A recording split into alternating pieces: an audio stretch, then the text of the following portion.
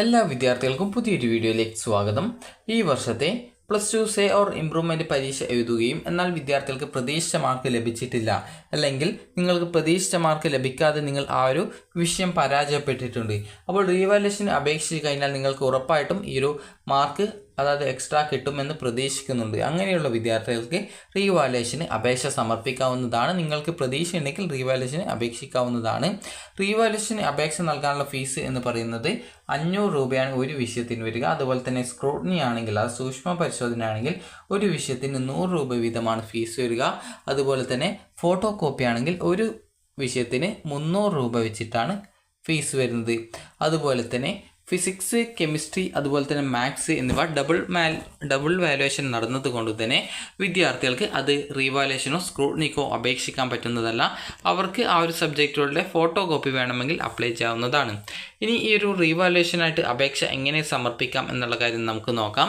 ഈ ഒരു ഫോം നിങ്ങൾക്ക് സ്കൂളിൽ നിന്നോ അല്ലെങ്കിൽ DHSC വെബ്സൈറ്റിൽ ഈ ഒരു എക്സാം ഫോംസ് ആൻഡ് പ്രൊസീജിയേഴ്സ് എന്ന് പറഞ്ഞുകൊണ്ട് ഏറ്റവും താഴെയായിട്ട് ഒരു ലിങ്ക് കൊടുത്തിട്ടുണ്ട്. അതിൽ ക്ലിക്ക് ചെയ്ത് കഴിഞ്ഞാലും ഈ ഒരു PDF നിങ്ങൾക്ക് ഡൗൺലോഡ് ചെയ്ത് എടുക്കാനായിട്ട് സാധിക്കുന്നതാണ്.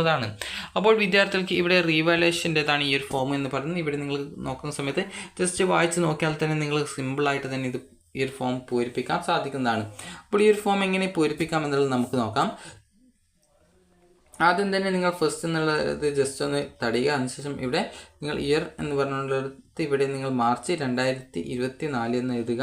ഇനി നമ്പർ ആൻഡ് ഡേറ്റ് ഓഫ് ചലൻ, അതുപോലെ name of treasury, amount remitted എന്നിങ്ങനെയുള്ള ഡീറ്റെയിൽസുകളൊക്കെ സ്കൂളിൽ നിന്ന് ഫില്ല് ചെയ്ത് കൊള്ളും. അതിനുശേഷം വിദ്യാർത്ഥികൾക്ക് അടുത്തതായിട്ട് ഇതിൽ പൂരിപ്പിക്കാനുള്ളത് നിങ്ങളുടെ പേരാണ്. ഇത് ക്യാപിറ്റൽ ലെറ്ററിൽ എഴുതുക. ഒരു ഉദാഹരണത്തിന് നിങ്ങളുടെ പേര് അമൽ എന്നാണെങ്കിൽ ഈ ഒരു രീതിയിൽ അമൽ എന്ന് പറഞ്ഞുകൊണ്ട് ആ ഒരു പേര് ഫുൾ ക്യാപിറ്റൽ ലെറ്ററിൽ എഴുതുക. അപ്പോൾ ഇതേ രീതിയിൽ തന്നെ നിങ്ങളുടെ പേര് എന്താണ് അത് കറക്റ്റായിട്ട് ക്യാപിറ്റൽ ലെറ്ററിൽ എഴുതുക. അടുത്തതായിട്ട് നിങ്ങളുടെ രജിസ്ട്രേഷൻ നമ്പർ, അതായത് SSLC അല്ല +2 സേ പരീക്ഷ എന്നുമ്പോൾ നിങ്ങളുടെ രജിസ്റ്റർ നമ്പർ എന്താണോ ആ രജിസ്റ്റർ നമ്പർ ഇവിടെ എഴുതുക. അതിനുശേഷം വിദ്യാർത്ഥികളുടെ name and centre, number of school or centre at which candidate took the examination, നിങ്ങൾ ഏത് സെൻറ്ററിലാണ് എക്സാമിനേഷൻ മുൻപ് എഴുതിയിട്ടുണ്ടായിരുന്നത് എന്നാണ് ചോദിക്കുന്നത്. അത് കറക്റ്റായിട്ട് ആ ഒരു എക്സാം സെൻറ്ററിൻ്റെ ആ ഒരു പേരും അതുപോലെ തന്നെ നമ്പറും കറക്റ്റായിട്ട് എഴുതുക. അപ്പോൾ അത് നിങ്ങൾ കറക്റ്റായിട്ട് എഴുതിയ ശേഷം ഏത് സെൻറ്ററിലാണ് എക്സാം എഴുതിയിട്ടുണ്ടായിരുന്നത് എന്നിങ്ങനെയുള്ള, അതുപോലെ തന്നെ എക്സാം സെൻറ്റർ എവിടെയായിരുന്നു എന്നുള്ളതാണ് ചോദിക്കുന്നത്. കറക്റ്റായിട്ട് ആ ഒരു ഡീറ്റെയിൽസ് വിദ്യാർത്ഥികൾ ഇവിടെ എഴുതുക. അതിനുശേഷം നിങ്ങളുടെ റവന്യൂ ഡിസ്ട്രിക്ട്, അത് നിങ്ങളുടെ ജില്ല ഏതാണെന്നാണ് ചോദിക്കുന്നത്. അതാണ് റവന്യൂ ഡിസ്ട്രിക്ട് എന്ന് പറയുന്നത്. അടുത്തതായിട്ടുള്ളത് ഇവിടെ papers for which revaluation is required, അതായത് ഏതൊക്കെ വിഷയങ്ങളാണ് റീവാലുവേഷൻ അപേക്ഷിക്കുന്നത് എന്നാണ്. ഇവിടെ നിങ്ങൾക്ക് സീരിയൽ നമ്പർ കാണാം. ഇവിടെ 1, 2, 3, 4, 5, 6 എന്ന രീതിയിൽ എഴുതാവുന്നതാണ്. വിദ്യാർത്ഥികൾക്ക് പാർട്ട് 1 എന്ന് പറയുന്നത് ഇംഗ്ലീഷാണ്. പാർട്ട് 2 എന്ന് പറയുന്നത് സെക്കൻഡ് ലാംഗ്വേജ് ആണ്. അതുപോലെ തന്നെ പാർട്ട് 3 എന്ന് പറയുന്നത് ബാക്കിയുള്ള ലാംഗ്വേജുകളാണ്. അപ്പോൾ നിങ്ങൾ കറക്റ്റായിട്ട് പാർട്ട് 1 ആണെങ്കിൽ ഇംഗ്ലീഷാണ്. അതുപോലെ തന്നെ പാർട്ട് 2 ആണെങ്കിൽ ഈ ഒരു സെക്കൻഡ് ലാംഗ്വേജ് ആണ്. അതുപോലെ തന്നെ പാർട്ട് 3 ആണെങ്കിൽ ബാക്കി ഏത് സബ്ജക്റ്റും പാർട്ട് 3യിലാണ് വരിക. അതുപോലെ നിങ്ങൾക്ക് സേ പരീക്ഷയിൽ നിങ്ങളുടെ ആ ഒരു +1 മാർക്ക് കൂടിയിട്ടുള്ള റിസൾട്ടാണ് TE മാർക്കിനത്തിൽ വന്നിട്ടുള്ളത്. അതിൽ നിന്നും +1 ലഭിച്ച മാർക്ക് കുറച്ച് +2 എത്ര മാർക്കാണോ കിട്ടിയത് ആ ഒരു മാർക്കാണ് ഇവിടെ രേഖപ്പെടുത്തി വെക്കേണ്ടത്. ഇനി അതുപോലെ തന്നെ ഇതിനോടൊപ്പം വിദ്യാർത്ഥികൾ നിങ്ങളുടെ ഈ ഒരു +2 മാർക്ക് ലിസ്റ്റിൻ്റെ കോപ്പി വെക്കുന്നുണ്ടോ എന്ന് ചോദിക്കുന്നുണ്ട്. ഉണ്ടെങ്കിൽ യെസ് എന്ന് ടിക്ക് ചെയ്യുക, ഇല്ല എന്നുണ്ടെങ്കിൽ നോ എന്ന് ടിക്ക് ചെയ്ത് കൊടുക്കുക. അതിനുശേഷം നിങ്ങൾ ഈ ഒരു റീവാലുവേഷൻ അപേക്ഷ വിദ്യാർത്ഥികൾക്ക് വേണമെങ്കിൽ സ്ക്രൂട്ടിനിക്ക് കൂടി അപേക്ഷിക്കാം. സ്ക്രൂട്ടിനിക്ക് അപേക്ഷ നൽകാനുള്ള ഫോം വേറെ സെപ്പറേറ്റ് ഉണ്ടെന്നാണ് പറഞ്ഞിട്ടുള്ളത്. അപ്പോൾ അപേക്ഷിക്കുന്നുണ്ടെങ്കിൽ യെസ് എന്നും ഇല്ലെങ്കിൽ നോ എന്നും ടിക്ക് ചെയ്ത് കൊടുക്കുക. അതിനുശേഷം നിങ്ങളുടെ അഡ്രസ് ഓഫ് കാൻഡിഡേറ്റ് എന്ന് പറഞ്ഞിട്ടുണ്ട്. അത് നിങ്ങളുടെ അഡ്രസ്സാണ് ചോദിച്ചുള്ളത്. അപ്പോൾ നിങ്ങൾക്ക് കറക്റ്റായിട്ട് ഇവിടെ ബ്ലോക്ക് ലെറ്ററിൽ നിങ്ങളുടെ ആ ഒരു പേരും അതുപോലെ തന്നെ നിങ്ങളുടെ അഡ്രസ് ഡീറ്റെയിൽസും ഇവിടെ കൊടുക്കാവുന്നതാണ്. ക്യാപിറ്റൽ ലെറ്ററിലാണ് കൊടുക്കേണ്ടത്. അതിനുശേഷം ഫോൺ നമ്പറും അതുപോലെ തന്നെ അതായത് പിൻകോഡും അതുപോലെ തന്നെ ഫോൺ നമ്പറും നൽകി നിങ്ങളുടെ പ്ലേസ് ഓഫ് ബർത്ത് അല്ല ഈ ഒരു പ്ലേസും അതുപോലെ തന്നെ ഡേറ്റും നൽകുക. അതായത് പ്ലേസ് എന്ന് പറഞ്ഞാൽ നിങ്ങളുടെ നാട്ടിലുള്ള ഏതെങ്കിലും സ്ഥലം കൊടുത്താൽ മതി, അല്ലെങ്കിൽ നിങ്ങളുടെ സ്കൂൾ സ്ഥിതി ചെയ്യുന്ന ആ ഒരു സ്ഥലം കൊടുത്താൽ മതി. ഇവിടെ നിങ്ങളുടെ സിഗ്നേച്ചർ ഇടുക. അപ്പോൾ ഇത്ര മാത്രമാണ് ഈ ഒരു റീവാലുവേഷന് അപേക്ഷ നൽകാനുള്ള ഫോം ഫില്ല് ചെയ്യാനുള്ളത്. അപ്പോൾ റീവാലുവേഷന് 500 രൂപയാണ് ഫീസ് വരിക. അതുപോലെ തന്നെ നിങ്ങൾക്ക് ഈ ഒരു ട്രഷറി അക്കൗണ്ടിലാണ് നിങ്ങളുടെ പൈസ അടക്കേണ്ടത്.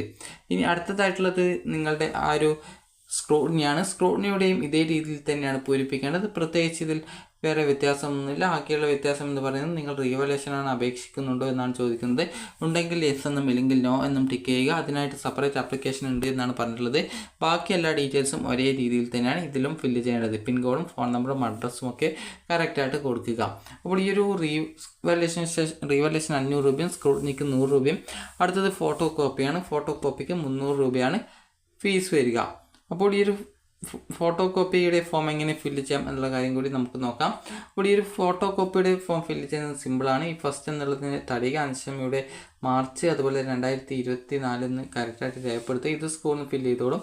അതിനുശേഷം നിങ്ങളുടെ ഈ ഒരു പേര് ക്യാപിറ്റൽ ലെറ്ററിൽ എഴുതുക. അതുപോലെ +2 രജിസ്ട്രേഷൻ നമ്പർ എഴുതുക. അതിനുശേഷം നിങ്ങളുടെ എക്സാമിൻ്റെ സെൻറ്ററും അതുപോലെ തന്നെ സെൻറ്ററിൻ്റെ കോഡും കറക്റ്റായിട്ട് നിങ്ങൾ എഴുതുക. ആ ഒരു സെൻറ്ററിൻ്റെ കോഡും സെൻറ്ററിൻ്റെ പേരും നിങ്ങളുടെ എക്സാമിൻ്റെ ഹോൾ ടിക്കറ്റിൽ കറക്റ്റായിട്ട് രേഖപ്പെടുത്തിയിട്ടുണ്ടാകും. അത് നോക്കിയിട്ട് എഴുതുക. അതിനുശേഷം ഇവിടെ നിങ്ങളുടെ ജില്ല ഏതാണ് ചോദിക്കുന്നത്, അതാണ് റവന്യൂ ഡിസ്ട്രിക്റ്റ്. അത് കറക്റ്റായിട്ട് നോക്കിയിട്ട് എഴുതുക. ഇനി അടുത്തതായിട്ടുള്ളത് നിങ്ങൾ ഏതൊക്കെ വിഷയങ്ങളുടെ പേപ്പറിൻ്റെതാണ് ഫോട്ടോ കോപ്പി വേണ്ടത് എന്നുള്ളതാണ്. ഇവിടെ സീരിയൽ നമ്പർ 1, 2, 3 എന്നുള്ള രീതിയിൽ എഴുതാം. പാർട്ട് എന്നുള്ളത് പാർട്ട് 1, പാർട്ട് 2, പാർട്ട് 3 എന്ന രീതിയിൽ എഴുതാൻ സാധിക്കുന്നതാണ്.